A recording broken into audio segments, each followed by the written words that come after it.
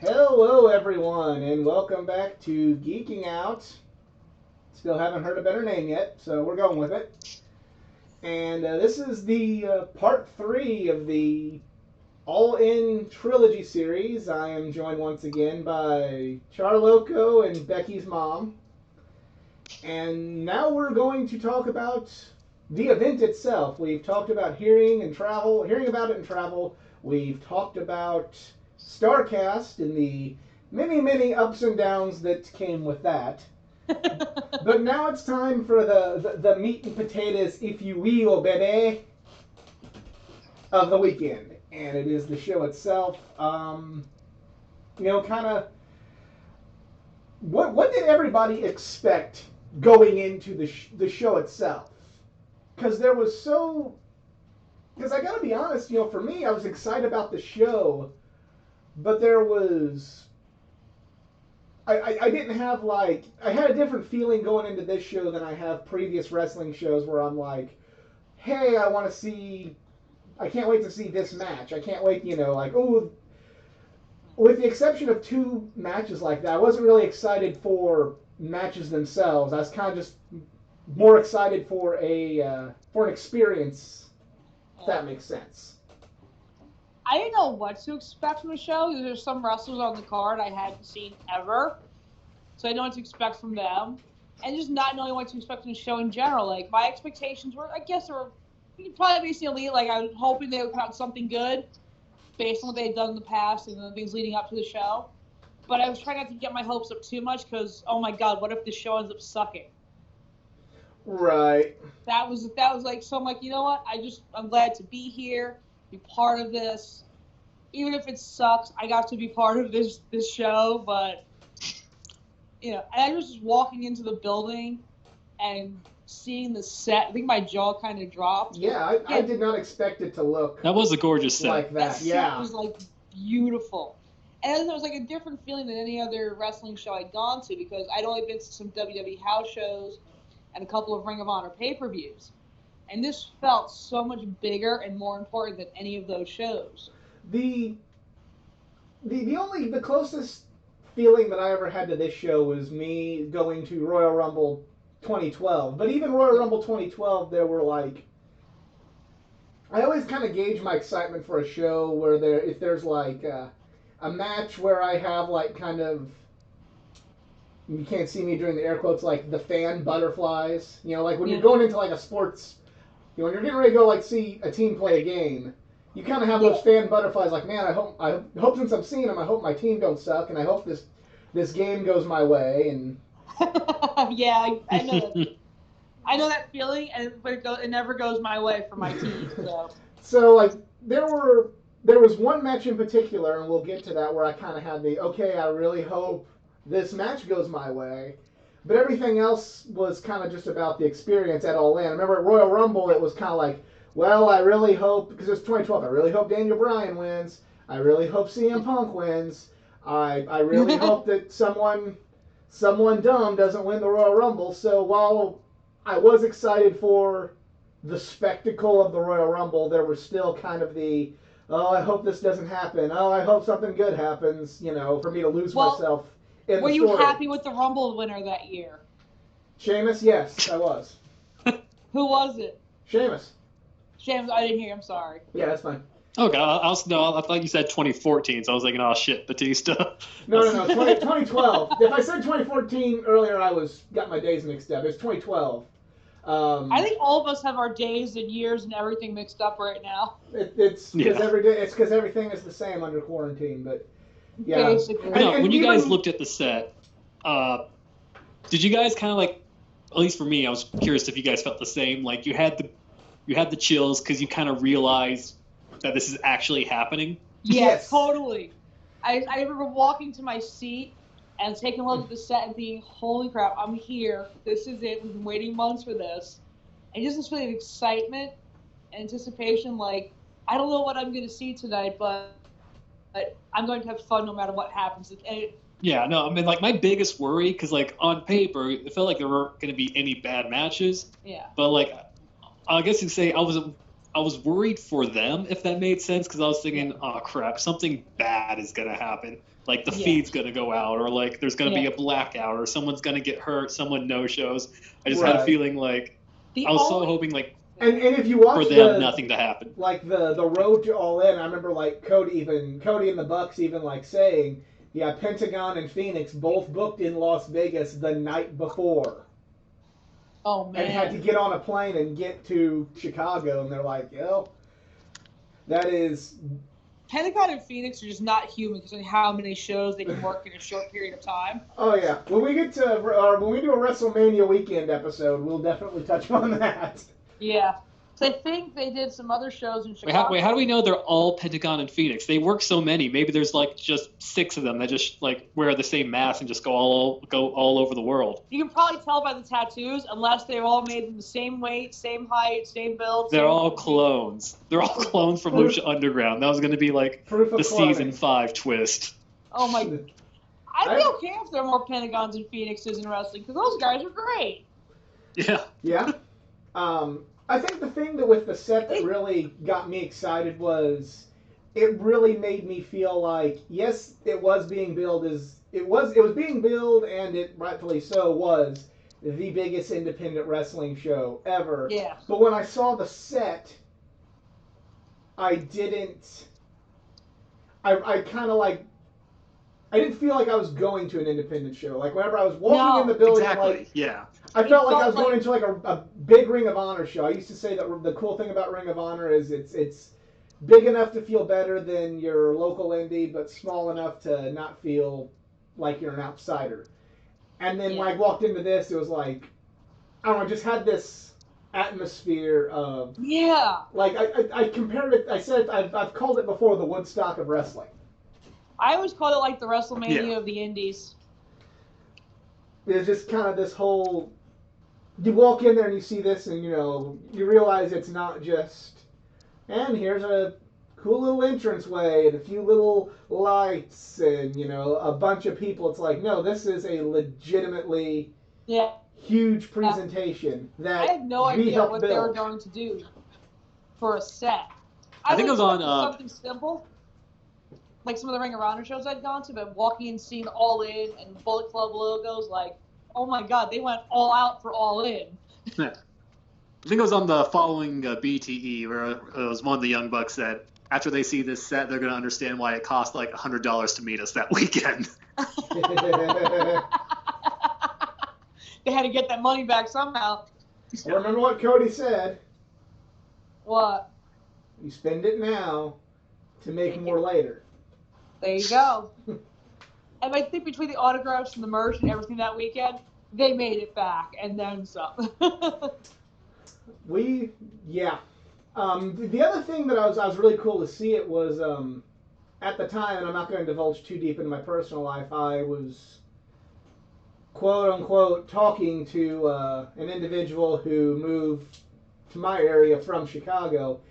And when I told her that it was going to be at the Sears Center, she, like, immediately, because I guess in Chicago that's not really a significant building whatsoever. She's like, really? There's graduations there. Like, they think that they're a big deal and they're running the fucking Sears Center? That's complete shit. And I'm just kind of like, and then, like, trying to think, like, hey, we built something special, but, like, I'm hearing her say that, and I'm like, wow. This thing that we think is so cool, in the eyes of people from there, like, you're running, like, the shittiest major arena in Chicago, and I'm like, fuck. Well, I guess they couldn't do, like, the United Center, because that'd be, like, the biggest arena in the area, because the WWE probably blocked it, and they weren't sure if they could even fill, a small arena like that, so why... It's crazy to think that... Yeah. It's crazy to think 2 years ago the big concern was, can these guys sell out a 10,000 seat arena? When go up to just until a month or two ago, it seemed like AEW were doing that at least once or twice a month. Yeah. Right. Well, even the first month or so of Dynamite, they sold out like every week. Yeah, and some of them were 15, 20,000. Yeah. It's just kind of it's kind of just Unfortunately, this is the tangent we talked about. You kind of. No, but it's kind of hard. It's hard not to talk about. Oh yeah. Going to AEW and talking about the show. I agree. I'm because just saying. All In is what started AEW. Here's tangent number 1 for people that subscribe to my channel and tweet at me. Good show, but why all the fucking tangents? Because this is what we do. This is how our normal conversations go. Exactly. But it's just kind of, you realize that you realize now that they're touring, that selling out 10,000 seats every week is not easy. So when you can do it 4 weeks in a row, that's good. Yeah. I think when everything is back to normal and people feel safe again, they're gonna get some good crowds again. People will be so excited. I agree. Oh yeah. Hopefully. Like, oh my God, live wrestling, entertainment! I can get out of my house. But then there was, I mentioned the only time I went to Dynamite, I made the trip up north to Champaign. Yeah. And it had a decent crowd. It was on straight up at the Illini Stadium for basketball, but they had like so many seat fillers that I overheard who had no desire to watch professional wrestling whatsoever. Oh man! Like you had the and I think I'd heard from someone I was just kind of talking to in the beer line saying that they got a lot of the acting students, and I overheard like the dude bros of like, I can't believe I'm fucking going here. This stuff's fake and dumb, stupid. And I saw like the pretentious hipsters like, I was studying the theater works of so and so, and now I'm watching men pretending to fight. So I heard like, and then I heard like, oh, this will be fun. So I heard every like, from one extreme to the other, like people who were becoming seat fillers for Dynamite.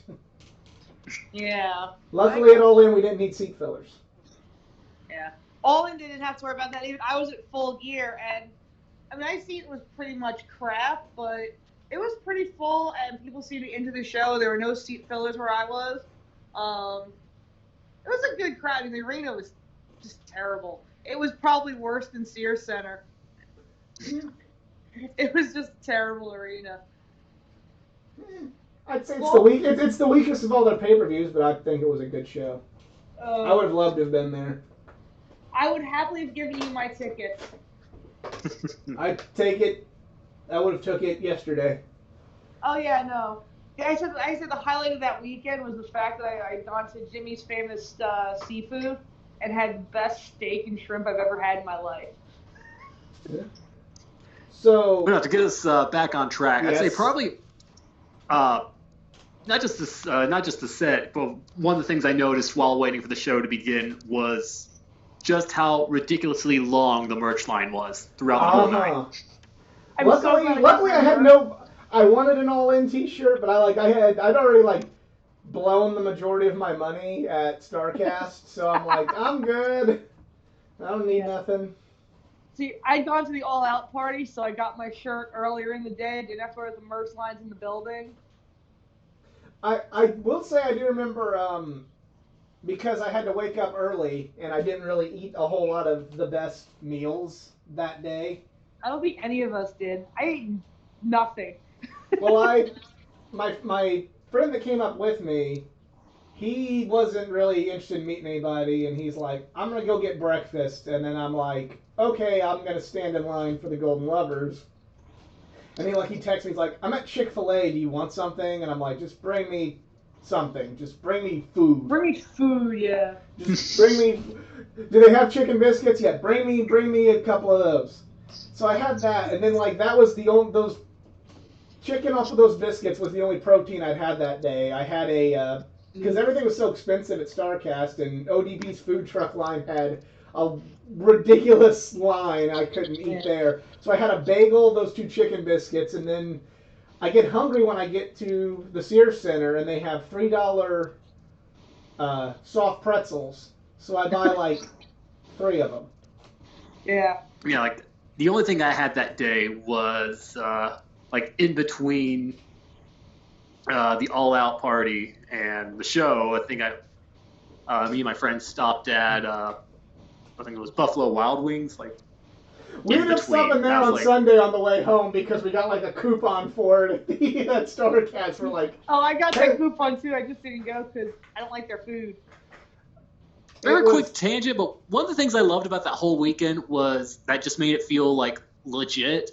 Was just how much corporate sponsorship there was that weekend. Cracker Barrel Fridays, Buffalo Wild Wings. Yeah, I won a few of those new wing order cozies. I've got one of those too.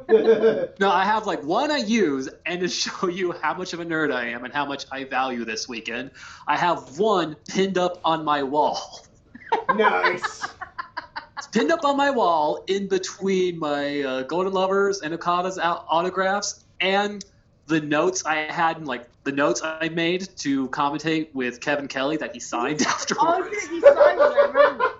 I didn't get anything. I had nothing for him to sign because I thought we're supposed to have an 8x10 of him, and he didn't because StarCast. Yeah.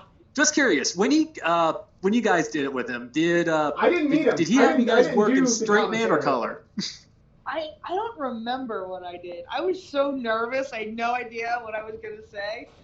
Same, and I was thrown off because I had a bunch of lines, but I think Kelly, he was nice, and he actually remembered me from a Ring of Honor show, I'd say, 8 years prior. Oh my God. Yeah, it was the first Ring of Honor show in Charlotte. It was internet pay-per-view. I think it was actually his first night in Ring of Honor as well. Me and my brother were behind, pretty much, we're behind the commentating seat, and I think we were just the loudest people all night. And during intermission, he turned around and thanked us for coming and being so active. Aww, so the second cool. I sit down, he's like, I know you're from somewhere. And I'm like, oh fuck. Because even my brother was like, "Oh, are you gonna bring that moment up from Ring of Honor?" I was like, I doubt he'll remember that. And that's the first thing he says. That's so. That's funny. kind of, since we're on the tangent, that reminds me of when I saw. I can't remember if I mentioned this in the StarCast episode or not.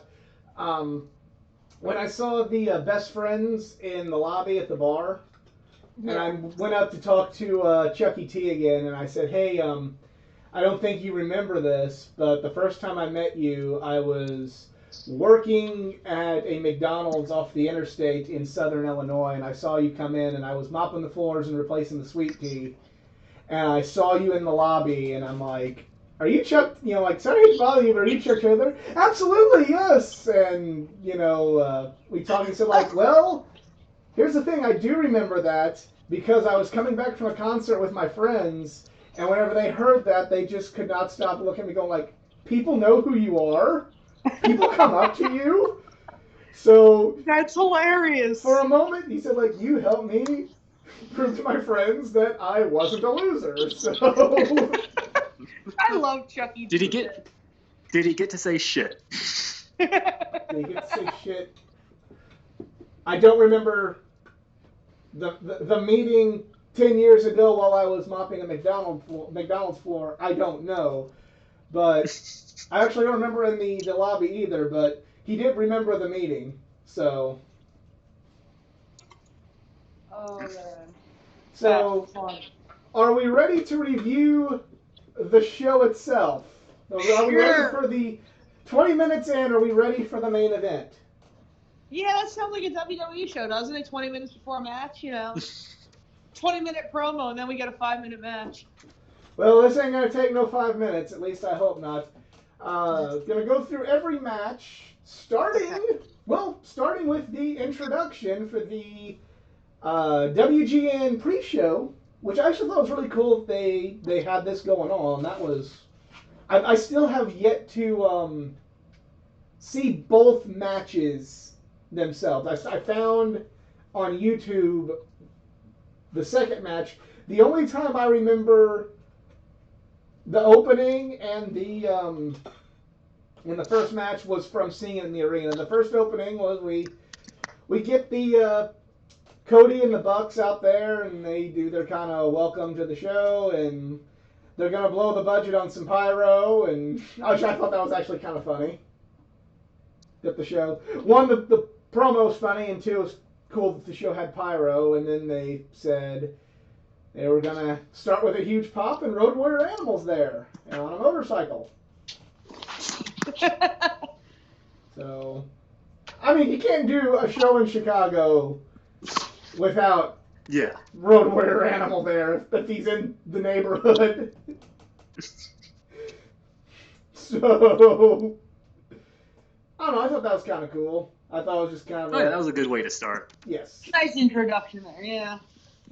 And then to the other part that I am going by just the memory of seeing it in person, we have SCU versus the Briscoes in a match that was built around Rocky III, essentially, on being the Elite. No, I love that whole setup, and then just the payoff of just them coming out in the Rocky III gear just worked so well. Oh yeah, it was awesome. The funniest part was Christopher Daniels, basically kind of breaking the fourth wall during the whole thing. He's like, "Are you guys doing Rocky III? Am I Adrian?"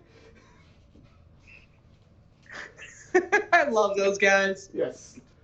So what do you think of I this? think it was interesting because it was going into that match. Remember, during the build to All In, one of the kind of elephants of the room was, are they going to book the Briscoes because of their polarizing nature? That was always kind of a big issue, a big concern to some people. I feel like if they had to be booked for the show, I felt like this was the right way to do it.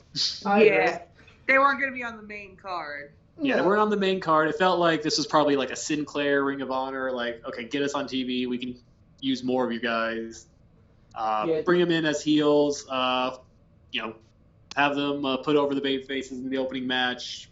Then you can get on with the rest of the show. I think that worked the best. Not condoning anything about the Briscoes, but maybe not morally right, but if you're going to claim you're the biggest independent wrestling show of all time, maybe having probably the biggest tag team in independent wrestling history would help. Again, I'm not trying to condone the Briscoes at all, but that's just kind of how I got you. I guess I was just more relieved they weren't involved in a major capacity, right, on the main show. Yeah, I mean, it's just kind of like, hey, get you on the card because you are the best independent wrestling tag team or biggest. I don't know if they're really the best anymore, but you're on the show. They probably got a little bit of help from, like you said, Sinclair. You're on there. You lost. Now go away. And I say that as somebody who used to love the Briscoes, but... Yeah, I didn't actually know about their beliefs and all until you guys explained to me. I was like, what are you guys talking about? And of course, like many things, you have to explain. I'm like, oh, okay, they suck. That was it. Not that I was ever a huge fan. I always looked kind of greasy and dirty and disgusting and kind of grossed me out of the RV shows I went to. Oh, you look like something out of Texas Chainsaw Massacre, like you'd be part of that family, So, anyway, so now we come to probably the greatest Battle Royal. Oh my, yes. With the exception of Royal Rumbles that I've ever seen in my life. Oh, yeah. Does someone have a list of people that were in there, like a complete list? Oh, I'm trying to remember. Let's see. Because the ones I remember... I remember Brian Cage. Tommy Dreamer. Yeah, there's Tommy Dreamer. Best Friends, Bully Ray. Rocky Romero, Billy Gunn. Yeah, and his son. Yeah. Austin Gunn. The Hurricane. The Hurricane. Yes. Was Cole Cabana in that too? Yes, Cole Cabana. Yeah. He's the one that got like a legitimate entrance, I thought. Am I mistaken? I don't remember. Trying to remember who else was in that match. Luchasaurus, Marco Stunt. Luchasaurus was in that match? Yes. Was he? I don't think so. I remember. I know Marco Stunt and Jungle Boy were in it. I don't know. I don't think Jungle Boy wasn't there. I thought Jungle Boy was in it because I remember people around me saying, "That's Luke Perry's son. That's Luke Perry's son." Okay. I'd have to go watch it. And I think Luchasaurus was in it because I remember they did the spot where Hurricane was kind of like choke slamming all the big men in the match, like actually doing it for once. And I feel like he was one of them. I could be wrong. Yeah, I'd have to go watch it again. But I have to say my favorite part of this whole match is when they all get out of the ring without going over the top rope, and they're all doing their big, okay, gonna climb to the apron and do something big. And then there's Billy Gunn and Tommy Dreamer, and they're getting everybody hyped, and they're getting like really excited, like they're gonna do like some kind of a suicide dive. And they step out of the ring and go down there and just start punching them. That was my favorite part. That was just a fun Rumble to watch. And it felt like, and I remember Cabana talked about this afterwards on his podcast, but yeah, going into it, just nobody wanted just to do the punch kick Rumble. This is like the one battle royal everybody was excited to be on, so they all wanted to get their shit in, and they found a way to do that for everybody in the match. Yeah. They did. And it also had probably one of the best payoffs of everything going into All In. Yeah. The winner was El Hijo del Chico, which was a character they had on Being the Elite of Chico, the legendary luchador, played by Rocky Romero. But I'm not trying, but he's Chico, and that was his son. And then El Hijo del Chico. You call us for breaking kayfabe, but when you do it, because I'm trying to hide my name. Because I'm trying to keep an aura about myself. That was fair. I don't share a name with a Giants quarterback. I was born the Athletic Geek, and that is my name. Well, it could be worse. You could share a first name with the former New England quarterback. Drew? No. I think you know who I'm talking about because it's a conversation we've had. True, but anyways, and I like that Giants quarterback, by the way, but yeah, if you lived in New Jersey, you wouldn't like him. He ran 2 Super Bowls for the Patriots. I love the guy. Look, one of those Super Bowls, they beat the 49ers to get there, and I'm still kind of bitter about it. Yeah, but they ran the Super Bowl for Tom Brady twice, so I love the guy. Anyway, El Hijo del Chico takes the mask off. And it is none other than Flip Gordon. I think I predicted that. As soon as El Hijo del Chico, whatever came out, I'm going, that's Flip Gordon. That's got to be Flip. Now, remember we were all predicting the Friday before that Flip was going to join the firing squad with Tama and Tongaloa, who were at StarCast, and not involved with All In whatsoever. So, I mean, there was a little kayfabe kept there. Yeah. I was kind of hoping those guys. I feel like I might bring this up throughout the card, but I feel like at that point we all had predictions of what could happen and also what we wanted to happen. But the best way to put it is, at that time, there was only one major wrestling company for the last couple of decades. And I think all of us had been so used to just angles about just getting heat and cutting off the baby faces and no good victories or no happy moments. Yeah. I feel like everybody talked themselves out of the most obvious babyface things happening. We were we could see Flip being under a mask and winning and then getting on the card. Which but we they got. won't do that because that's a babyface. That's a babyface ending. Who does that now? But we got that. Hell, even New Japan wasn't about giving babyface endings sometimes that year. But any hoozles, we so there's the Battle Royal. Now the main show starts, and we have the first time I had ever seen wrestle MJF. He wrestles Matt Cross, who I'd bought a hat from at StarCast the day before. It says "Wrestling is Forever" on it, and I wore that hat along with my Super Kick Club T-shirt to All In. And I've also worn that Wrestling is Forever hat to All Out and Dynamite and Champagne. I got a biscuit party hat that night, and I've worn that to many things since. Wearing that out in public to people who don't know, who don't watch BET or know anything about it, and had to explain it. It's like, I don't know how to explain this to people that don't watch wrestling. I am still jealous of that hat. It wasn't even at my seat. It was at a seat near an empty seat in the section next to mine, and I might have stolen it from another seat before the show. Police! Police! If you're Just watching, let it happen. if you're watching, we have a thief. What? So if you're listening, we have a thief. Someone lost their hat, and it's her. I did Statute of tell you guys limitations the have not story. ran out. Yeah, you'll be prying the hat of my cold dead hands. I'm never parting with that. I'll go to jail for it. I don't care.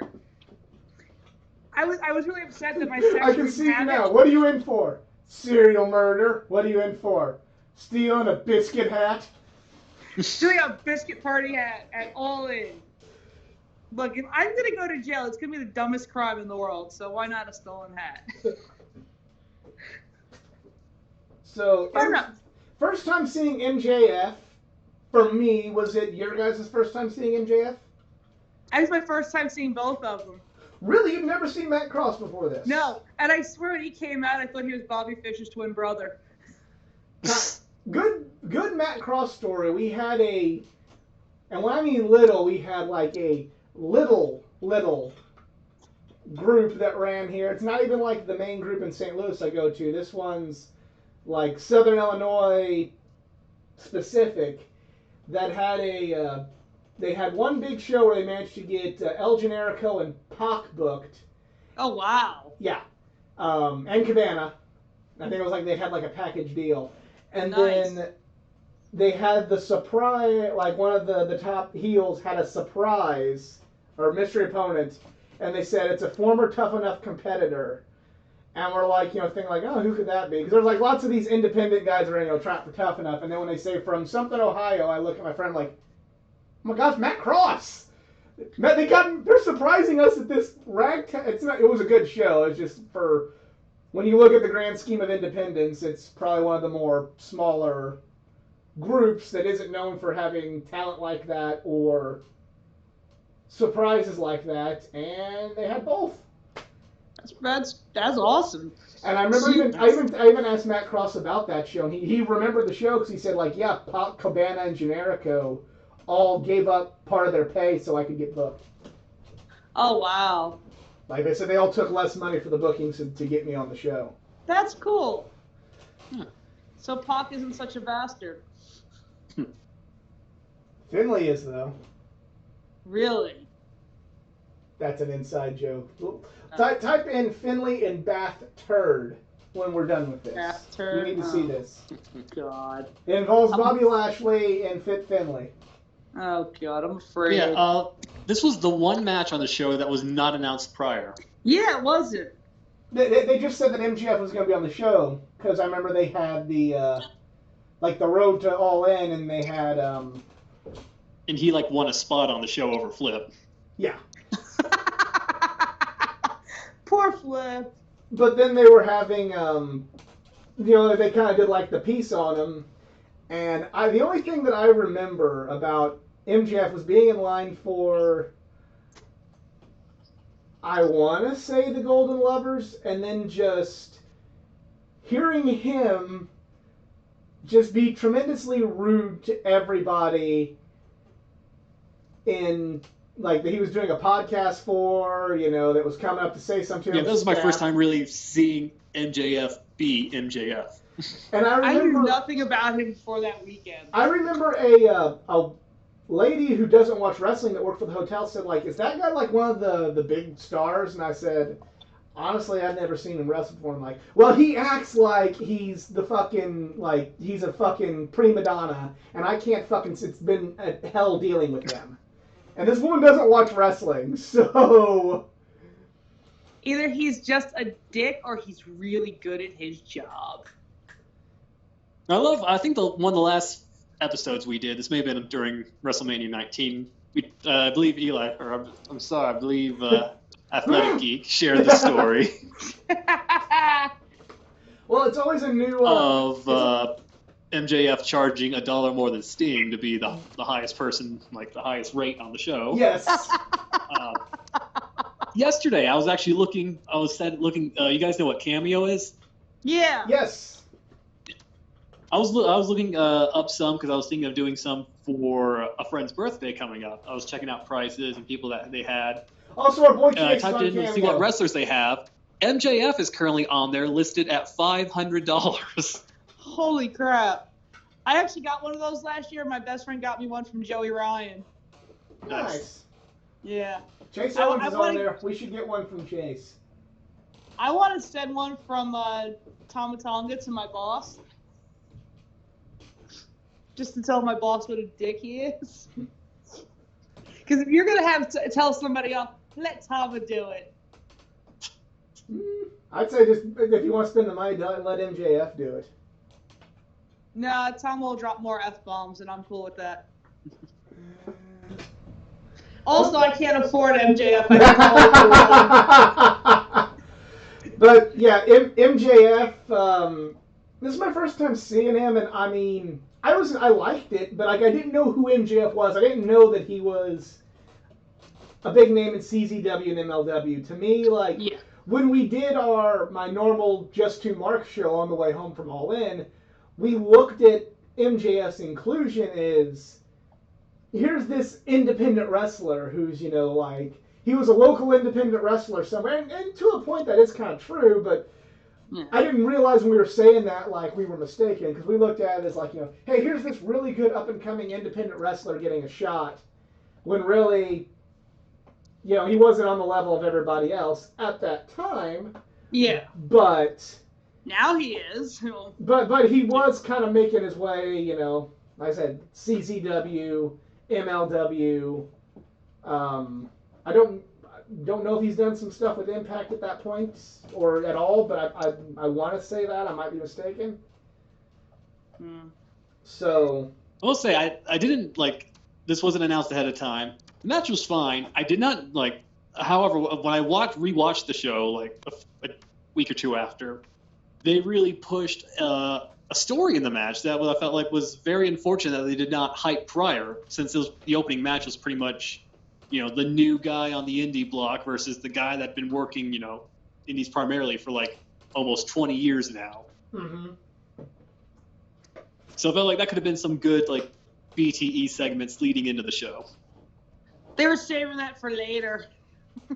Yeah, that's true. I'm a little disappointed that Matt Cross isn't part of AEW. Where is he now? Is he still doing I think he's in MLW. I could be wrong though. Okay. I saw him mentioned recently somewhere, so he is working. Oh, good. That's good. He essentially got eliminated from being on Tough Enough because he didn't. They said that for somebody with as much experience, you haven't shown us anything, but he like essentially was just humble. He's like he didn't want to be like, look at me, because he knows like that's the wrong thing to do in a new place to work. So he essentially got cast off. And then he had and then, or I think prior to that, he was supposed to be one of the contestants on the American Gladiators reboot with Hogan, and then he got like booted off of that right before like shooting. Ooh. It's been a hard knocks life for poor Matt Cross. Well, I'm glad he was working before quarantine started. Yes. So there's that match. What was the next match Stephen Amell, or was it the women's match? No. I don't remember the match. No, I think it was Stephen Amell. Okay. I've been looking forward to talking about this one. I just couldn't remember what order it was in. I didn't know what to expect from that match. I'm like, I know Christopher Daniels is great, but Stephen Amell is not exactly an experienced wrestler. He was a good enough. I remember when I saw his match from SummerSlam, the one thing that I liked about that match was Stephen Amell kind of knew his place in the match, and he was booked to know his place in the match. Yeah. You know, I told my girlfriend at the time, I said, probably how this match is going to go down, they're going to eventually make the tag into Stephen Amell. He's probably going to hit him with a bow and arrow, and then he's going to pin Cody or Wade Barrett. And surprisingly, Stephen Amell kind of played Ricky Morton to in that match. So I was actually kind of happy to see the celebrity not be made to look better than the three wrestlers in the match in that particular match. And then I was happy to see that, he held his own because he is a good athlete, and he is somebody that looks like he could potentially hold his own in an athletic contest of this nature. Yeah. But he also lost, which I think was I'm glad that one, they're smart enough to do that, but two, I think Stephen Amell's humble enough to go, hey, don't make me look better than all the wrestlers. I'm not a wrestler. Yeah. And he's there, and he's not there to plug anything. Yeah. He did have the guy, and I didn't know this would happen, the guy that came to the ring with him was like the big villain on Arrow that season. So I was kind of shocked to see that. I didn't expect that, so that was kind of cool for me as a fan of the show. Not a fan of the show, so I didn't know that until just now. I've never watched it myself. I will say, I'm mainly just glad that he brought gear this time, as opposed to his SummerSlam match. And it was funny, like, I was so impressed with just, it's probably the best, again, citing what we said on our review on the way home, if there was a 5-star celebrity match, this would be a 5-star celebrity match. Yeah. And I remember that match was far better than I expected it to be. Oh yeah, I mean they made all the right choices. They put him with like the most veteran person working the show. They had a veteran like a special referee gimmick going with it to help out. Yeah. And help him call it. And I remember when I met Meltzer the next day in the lobby at StarCast, the first thing I wanted to ask him was, "What do you think about this match?" Like, I was curious to hear a start. I mean, he's not like a harsh critic, but he's still very, very critical of a lot of things. I was curious to see how he felt about the match, and Dave loved it. Oh yeah, it was a really fun match. I mean, but Christopher Daniels doesn't have bad matches. There was a few in TNA, but it wasn't his fault. Yeah. But I didn't watch TNA, so... We need to get you watching some old TNA. I think you'll like that. Well, we've got to do Global Impact, man. And of course, we got to mention the table spot. Oh. Yes! That was something else that that Dave told me when I met him about. He said, like, Amel's got this popular show.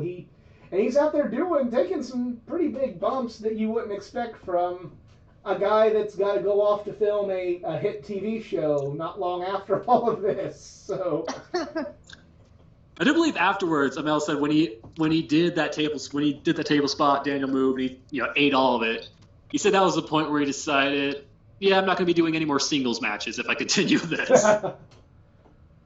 Yeah, I'm actually I'm surprised that we haven't seen more Stephen Amell in AEW, but then again, he's working on a new TV show. He's working on a new TV show, and probably both the Elite and Stephen Amell are probably like, hey, you don't really have a spot for me right now, so don't force feed me in. You guys are doing fine without me. Yeah, I think we'll see him probably 2021. I'm calling it now, probably a match with Jericho. Okay. When he has to promote his new show, because it is a wrestling-themed show. Yeah. What is it called? Heels, I think? Something like that, yeah. Yeah. And like I said, I've never really watched him before on Arrow. He seemed like a nice guy, but I was cheering Daniels for the whole match, so I was just heckling Steven throughout the whole match, just calling him Walmart Batman. And I think at one point, as Daniels called him on the thing, and at one point I think I just yelled, "You sucked as Casey Jones." Oh God! Oh, ouch! Too bad you weren't right at ringside for him to hear that.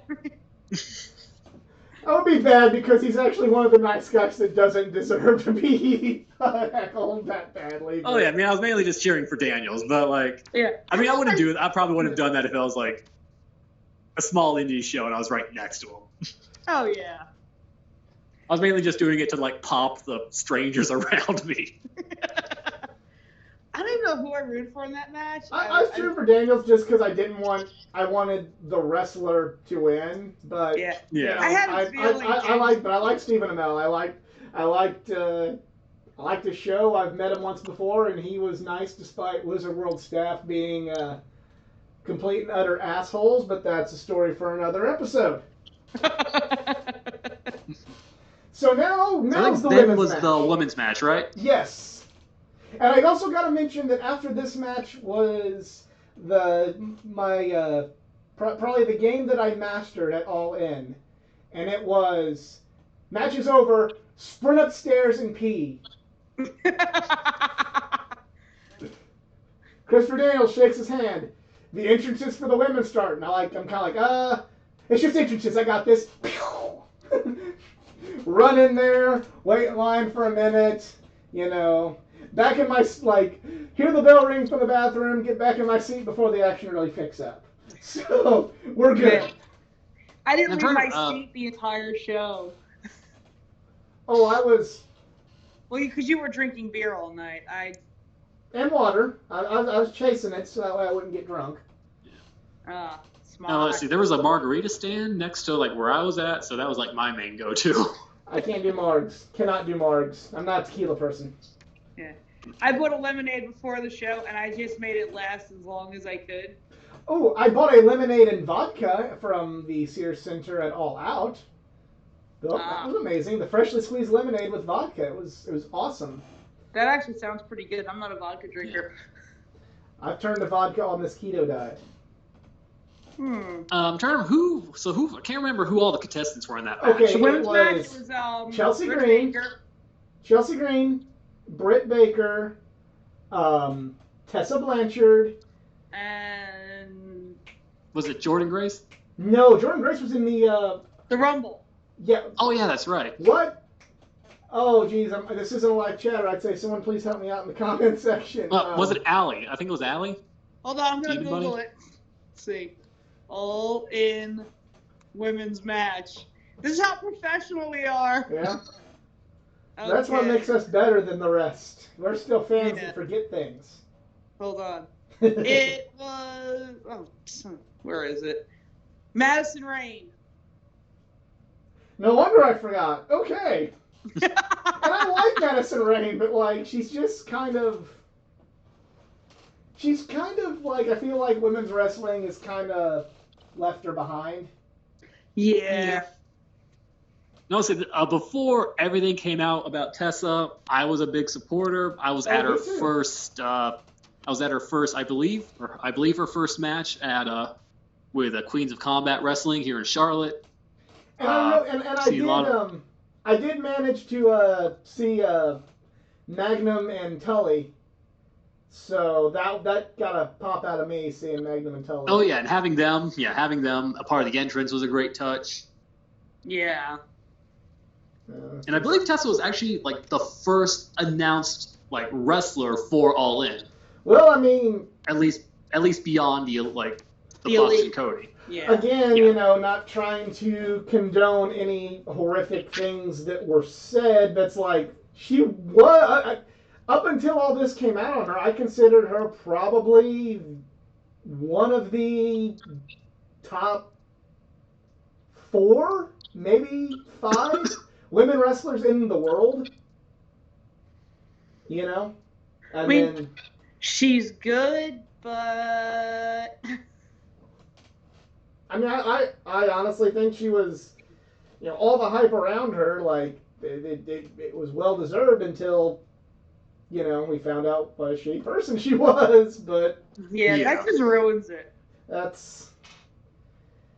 Yeah, but my big takeaway from this match was it was honestly my first time ever seeing Chelsea Green, and I thought she was awesome. It was my first time she's seeing great. any of them. I'd seen Madison Rain. And one of the things that made me laugh about the match was you had Emma doing commentary with them. Oh yeah. Was doing commentary with the kind of the revolving cast. And it was a hilarious moment where then you have Chelsea Green, who's Zack Ryder's girlfriend. So at one point she's doing the woo, woo, woo. Yeah. It was just hilarious. So then you have you have Zack Ryder's girlfriend doing his taunt while his ex is commentating the match. Oh. I didn't even think of that until The other thing I remember is Britt Baker came out to Adam Cole's indie theme. His Oh, Ring yeah, of that's Honor right. theme. And I remember that was kind of while I was in the bathroom, and I'm just kind of like, Adam Cole? It's what? I believe that's the Natalia effect, where you just hear the Bret Hart like guitar screech, and even to this day, not like 75% of the time, we'll be like, wait, what? Oh, it's just Natty. Natalia. Never mind, guys. Wah, wah. Poor Natty. Funny, tangent number 7. Jedi's wife. I stopped counting tangents. Jedi's wife. Hey, if Meltzer can go on tangents, so can we. Jedi's wife. Natty is her least favorite wrestler Oh. because her eye makeup is bad. She doesn't care. She doesn't care whatsoever about but she looks at how Natalia does her eye makeup, and she's like, "This is the worst. I hate her. I want her to lose every match." Like it was like kind of a similar note. My friend's wife, she got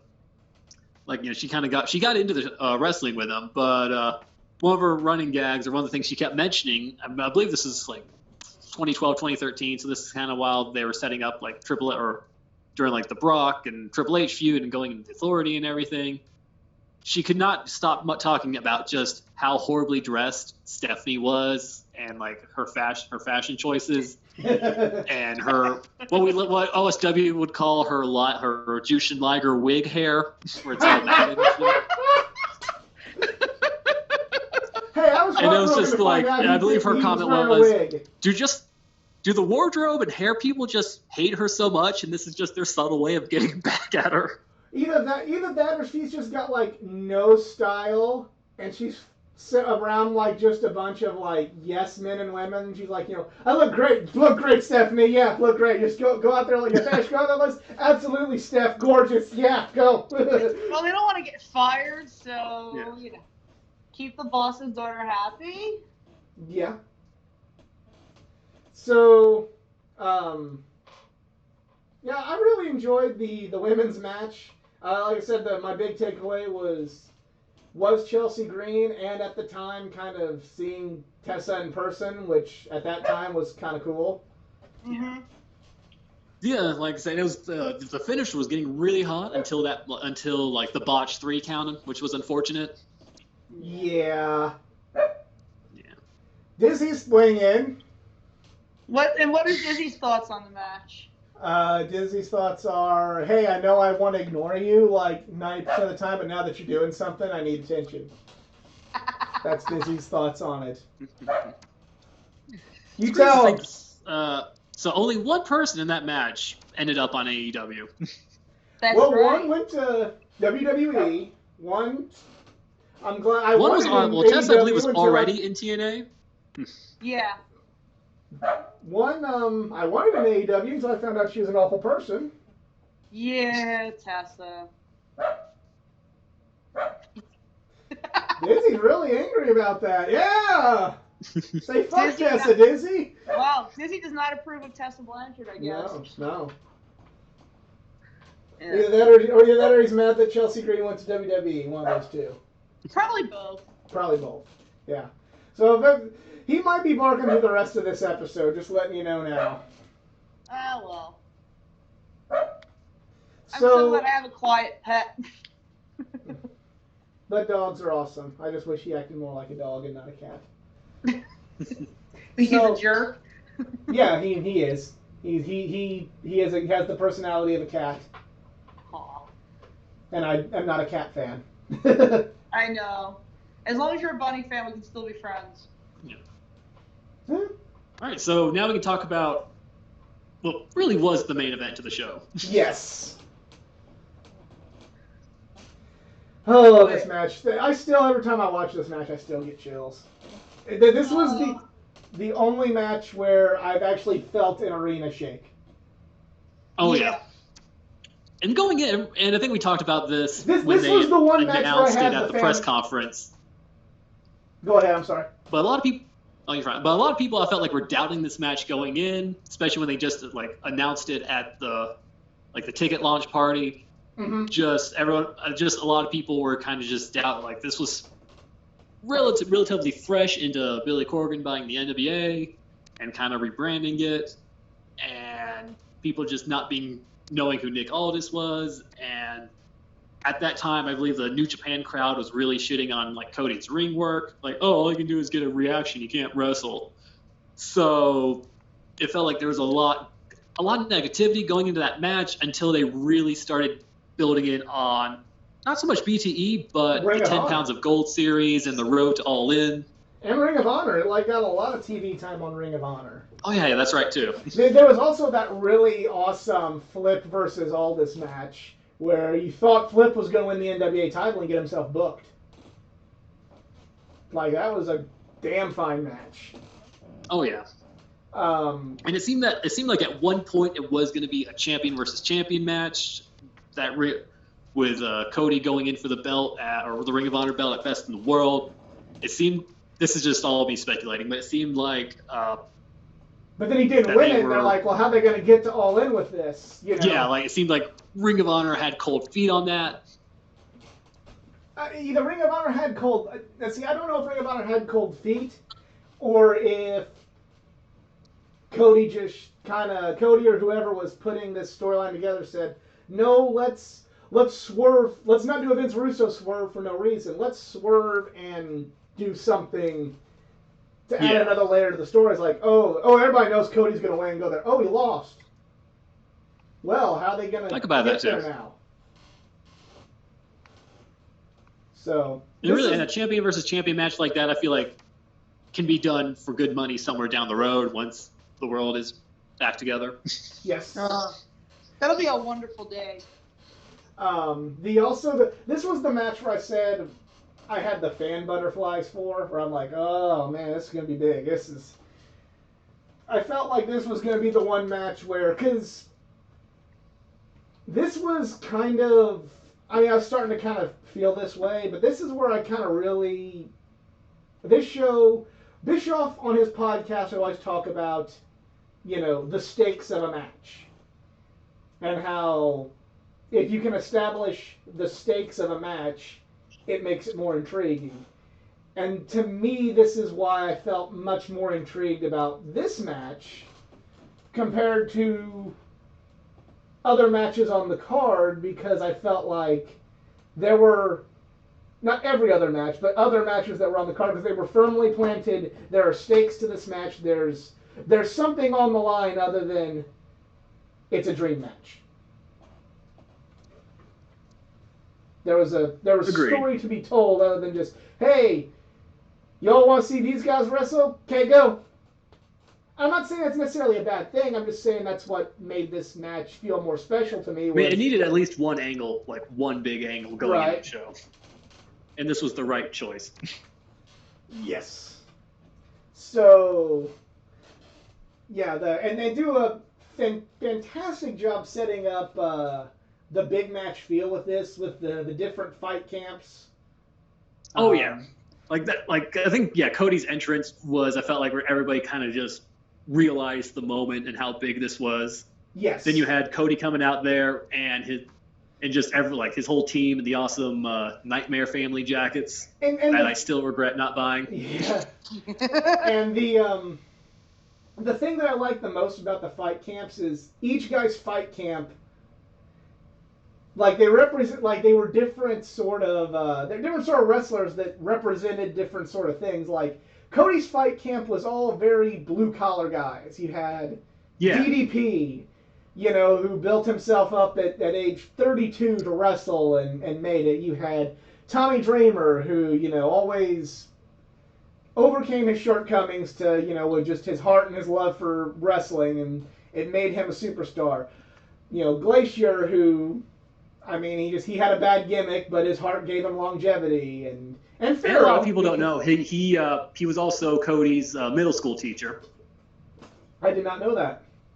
Yeah, I believe after WCW, Cody's Glacier went into like education, and I believe he was like, Cody's middle school teacher, and he was always friends with Dusty too, so he always they are always kind of connected as well. It would have only been more. I mean, if it would have happened, we maybe wouldn't have got the match at Double or Nothing, but we it would have only been really cool if he would have had Dustin with him. Yeah. Oh, yeah. They had Pharaoh and.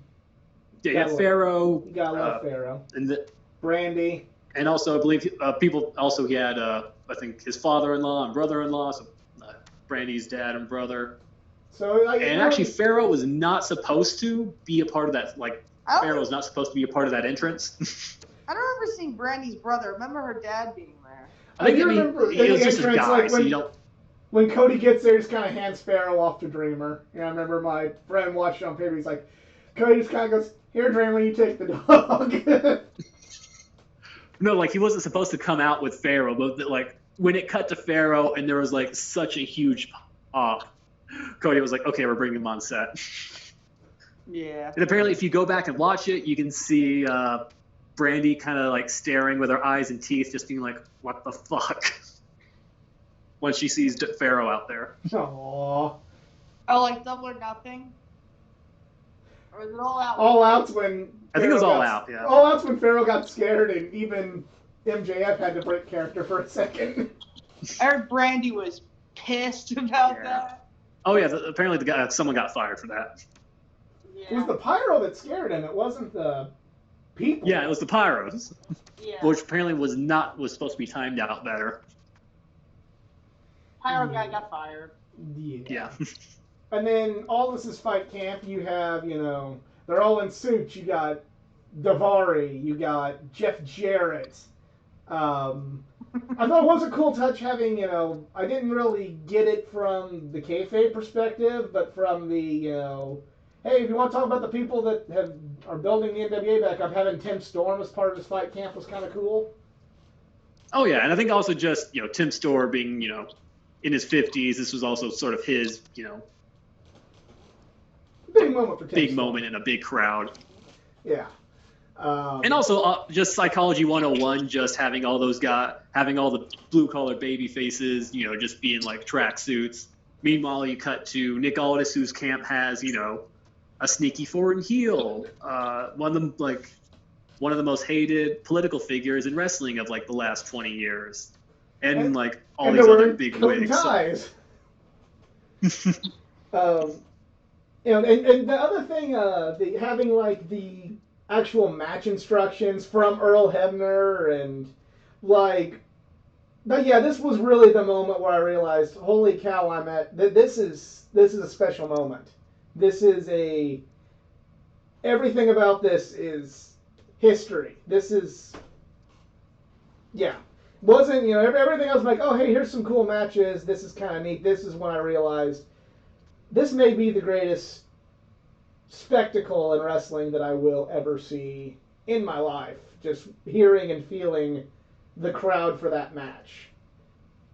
I felt the building shake. I've never felt the building shake before at Royal Rumble or Madison Square Garden or anything like that. So let's talk the match itself. And boy, was it a roller coaster. It may not be, an Okada Omega type of work rate match, but when it comes to just psychology and knowing how to work a crowd, I'd say it's probably one of the best matches out there.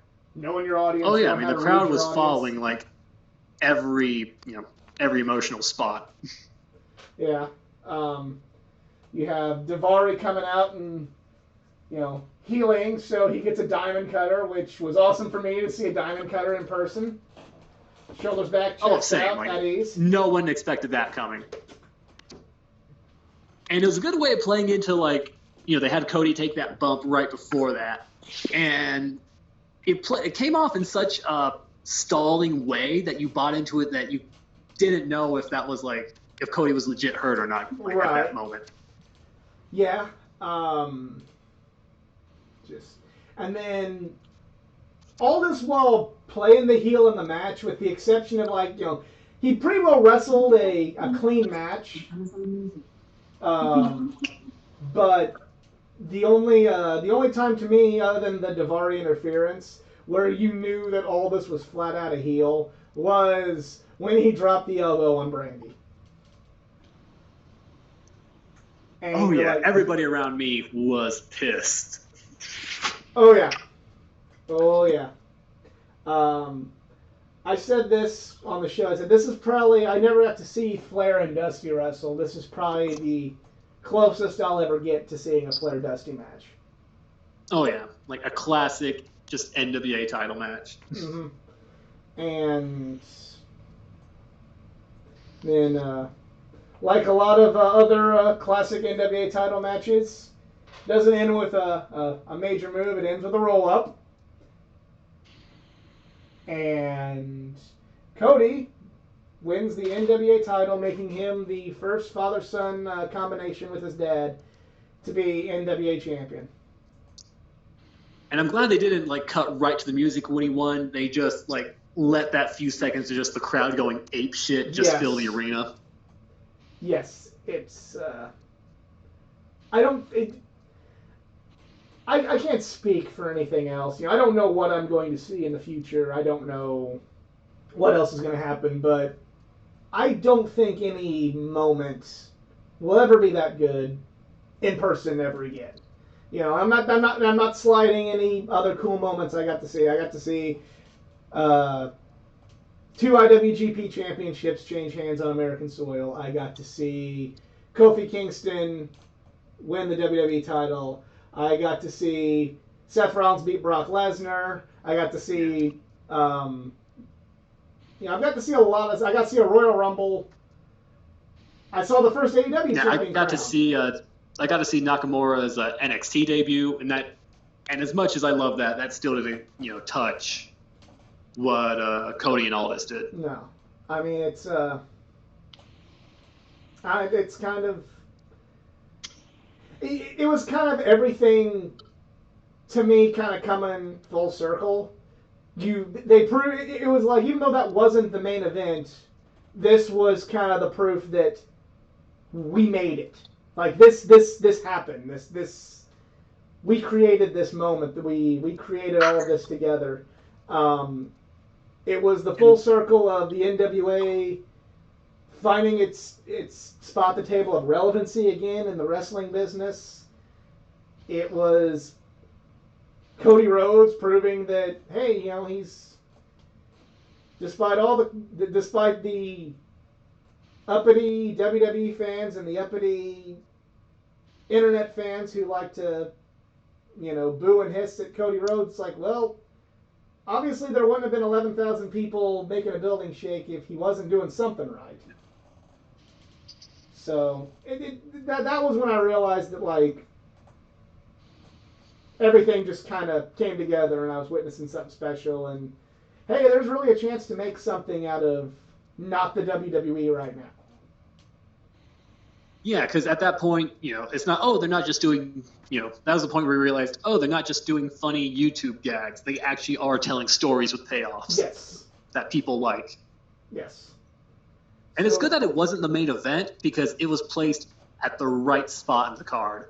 Just, before or like after some of the quicker opening matches, before you get to like the hardcore dream matches, and then going in with the technical timings that would happen later, they would have been really fucked trying to do that match in 6 minutes. Yeah. So we go from beautiful, serious storytelling that proves, hey, there's more to them than just some gags, to the gag match, if you will. You have Hangman Adam Page, about a year and a few months before Cowboy shit took the world by storm, versus Joey Janela. And this was, I take nothing away from both individuals. I mean, Hangman, especially after the last show in Chicago, has proved that he is one of the best. And he's getting over with not just his in-ring skill. So you know, Hangman's pretty damn good, and I'm not really a Joey Janela fan in the slightest. I respect him because, you know, he's, for all intents and purposes, he seems like a nice guy that I don't think he's bad. I guess I don't see him as a star. Is a better way to put it. I just don't. There's some wrestlers that I really like, but there's just something about them where I don't connect with them. You know, I think they tried to book him serious, but honestly, he just comes off as like a Marco stunt without kind of like the comedy attraction to it. Yeah, I just don't. There's something I don't buy into with him, and he's not. I don't feel like he's the greatest in-ring wrestler, but there's just something. Yeah. There's something missing there, and you know, like I don't connect with Bret Hart. I don't connect with Okada, but they're significantly better wrestlers to where I'm kind of like, oh, well, I want to see this match because they're fantastic wrestlers. Good wrestlers.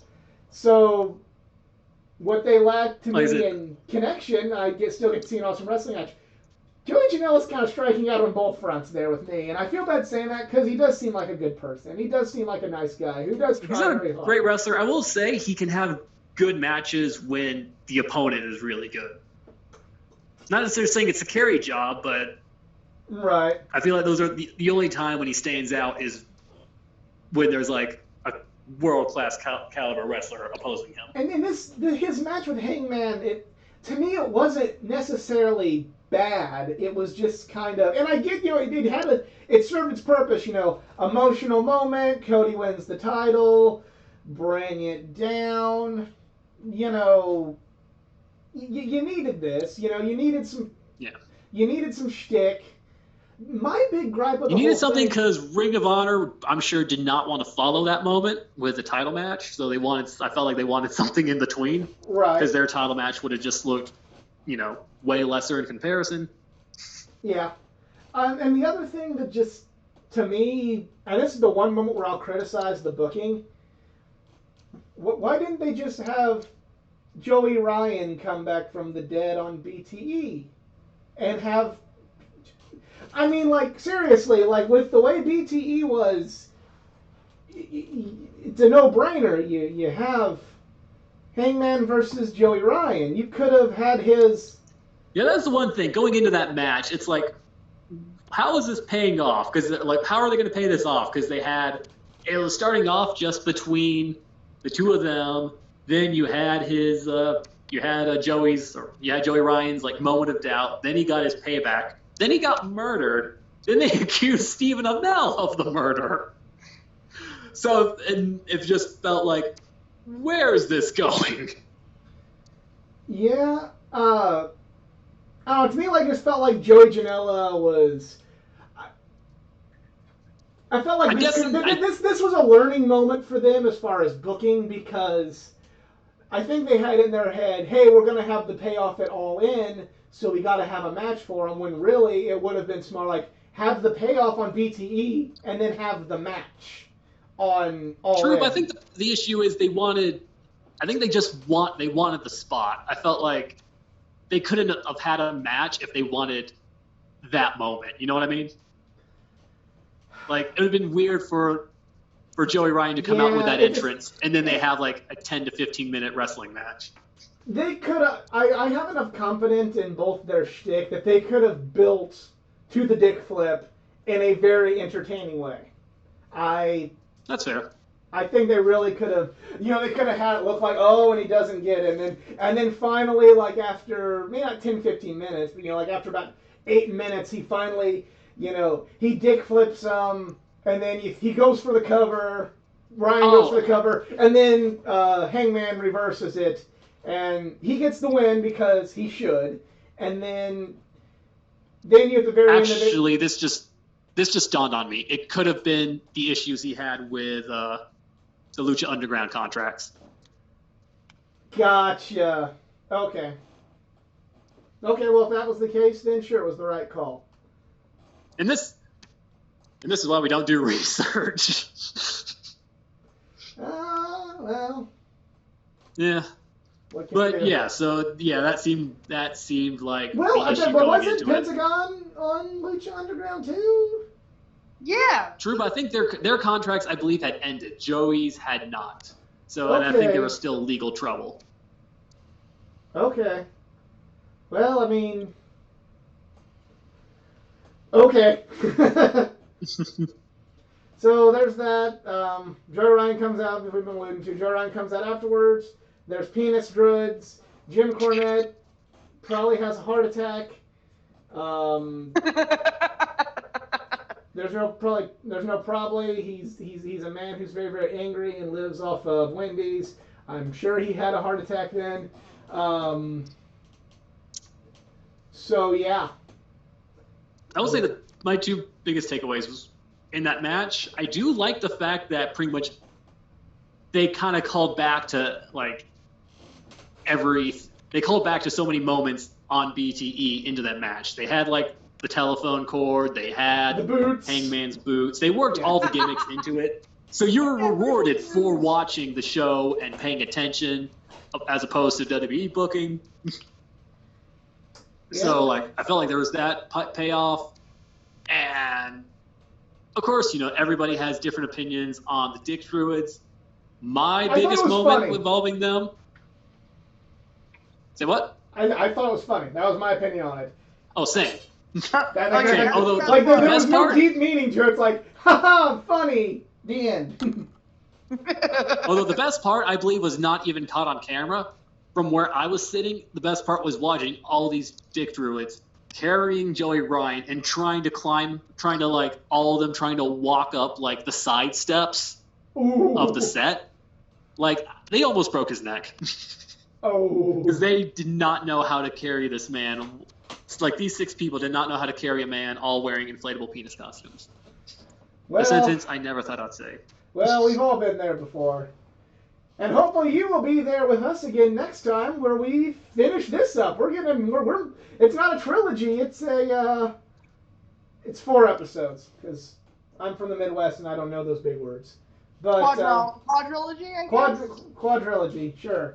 Where we will talk about, we will talk about the dream matches of the card, the title matches, and our feelings as the show ended. So, yeah, we will see you next time. Yep.